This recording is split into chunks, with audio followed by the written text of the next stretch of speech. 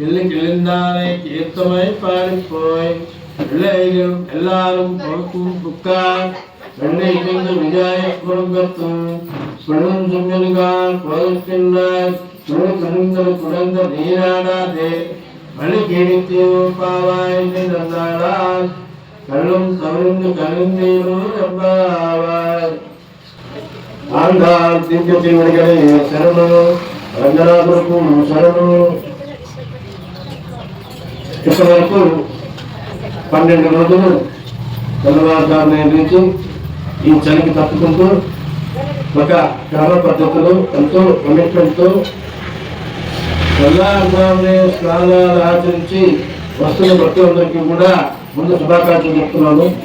మీరందరూ కూడా మిగతా రోజులు కూడా ఇదే విధంగా ఆ స్వామి మీకు ఆ శక్తి ఇచ్చి మీరు అదే భక్తి శ్రద్ధలతో మీరు రావాలని నేను కోరుకుంటున్నాను. అలాగే గోదా తల్లి కూడా ఈ రోజున ఆ మాటే చెప్తున్నారు. ఏమమ్మా ఇంకో గోదా ఇంటికి వెళ్ళారు, గోదాదేవి ఇంకొక గోపిక ఇంటికి వెళ్ళారు. వెళ్ళి వాళ్ళ కుటుంబం ముందు నిలబడి ఉన్నాను, అమ్మా నువ్వు రావట్లేదేమమ్మా, మాట్లాడట్లేదు, కనీసం గొప్ప చెప్పట్లేదు, ఏం జరిగింది అని అయితే అక్కడ ముందుగా నడుస్తున్న గోపికలందరూ కూడా వీరందరూ కూడా తెల్లవారుజామునే లేచి స్నానాలు చేశారట. తల స్నానాలు చేసి తెల్లవారుకొని అంటే బ్రహ్మ ముహూర్తంలో నిద్ర లేచి ఆ సమయంలో చేసే స్నానాన్ని జ్ఞాన స్నానము అంటారు. తర్వాత ఏం చేస్తున్నారు, భక్తి స్నానం కోసం ఆలయానికి వెళ్తున్నాం మనం. అలాగే అక్కడున్న గోపికలందరూ కూడా భక్తి స్నానం కోసం జ్ఞాన స్నానం ముగించుకొని భక్తి స్నానం కోసం వెళ్తున్నారట. రామచంద్ర పార్టీ అన్నట్టుగా ఉన్నారు, కొంతమంది గోపికలు కృష్ణుడి పార్టీ అన్నట్టుగా ఉన్నారట. ఇలా విడిపోయారు. మా రాముడే గొప్ప, మా రాముడే గొప్ప అంటారు కొంతమంది గోపికలు, మా కృష్ణుడే గొప్ప అంటారు కొంతమంది.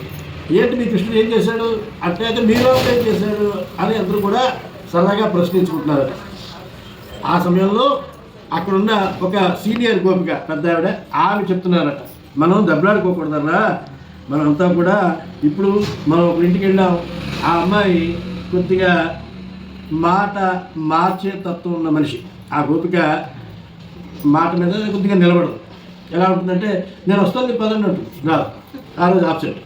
అలాగంటే తెల్లవారుజామున నిద్ర లేవకపోవడం కోసం ఒళ్ళొంగిపోతున్నాడు. అలా ఉండకూడదు. మనం ఎంతో అసలు నిద్ర అన్నది అది శవ అవస్థ, అంటే ఇంచుమించుగా చనిపోయినట్టే లెక్క. మర్నాడు ఉదయం తెల్లవారుజామున నిద్ర వేస్తే మనము జీవనం సాగించడానికి ఉద్యుక్తులు అవుతూ ఉంటాం. అందువల్ల అతి చిన్నదైన ఆ నిద్ర కోసం ఆ 10 నిమిషాలు మత్తు నిద్ర కోరుకుని అబద్ధాలు చెప్పి ఎగ్గొట్టేవాళ్ళు ఉన్నారు. ఇలా మాయ చేస్తుంది మన గోపిక, కనుక ఈ మాయ మనం పడకూడదు, ఈమె ఏదో విధంగా లేపాలి అని చెప్పి ఇలా మాట్లాడుకుంటున్నారు గోపికలందరూ కూడా. ఆ సమయంలో రామచంద్రమూర్తి మీ కృష్ణుడు ఏం చేశాడు అనగానే పక్షి రూపంలో ఉన్న ఆ రాక్షసుడిని మరి కలుద్దామని వచ్చింది ఆ పక్షి.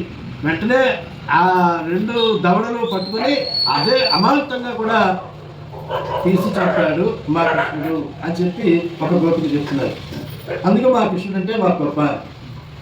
అయితే రెండవది రామచంద్రమూర్తి దేవుడు అన్నారు, మరి మా రామచంద్రమూర్తి ఏమైనా తక్కువ, 10 తలల పురుగు రావణాసుడు ఇలా గిల్లిసినట్టు చెట్టుని ఏదో ఒక తమలపాకులు లేకపోతే ఇంకోసినట్టుగా అలా నిజంగా అంత గిల్లినట్టు చంపేసి పడేసాడా రామచంద్రమూర్తి వారు.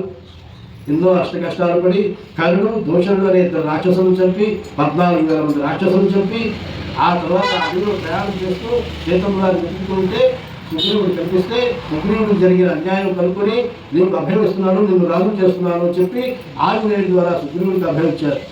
ఆ తనంతరము వారిని సంహరించి సుగ్రీవుడిని రాజు చేసి తన భార్యను తనకు అప్పచెప్పి భూమండలం అంతా కూడా ఈ వాదనాలను పంపించి ఆ సీతమ్మ వారి దాడి కనుక్కొని రావణాంతపురంలో ఉంది అమ్మవారు అని తెలుసుకొని సముద్రాన్ని లంఘించి అక్కడికి వెళ్ళి ఎంతో కష్టపడ్డారట.